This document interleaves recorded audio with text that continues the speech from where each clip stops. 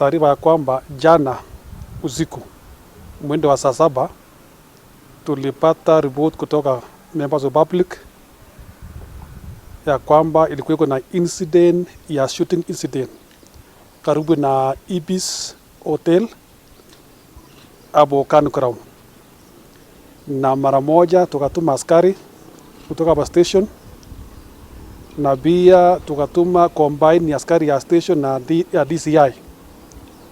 Walipofika pale kweli establish ilikuwa kuna shooting incident, na akapata ni ya kwamba there was a misunderstanding between the passersby, wasichana wawili ambao walikuwa wanapita na mwanaume mmoja na seneta ya Lamu ambaye inaitwa Anwar.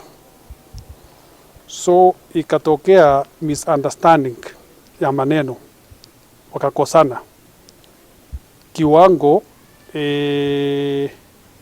Seneta alitumia risasi 2 akiwa njia ya kufukuza hawa, na bahati mbaya risasi moja akasika msichana mmoja anaitwa Joy Makena ambaye ni miaka 32, na ikapelekwa pale hospitali kwa General Referral na akatibiwa, but now in a stable condition. So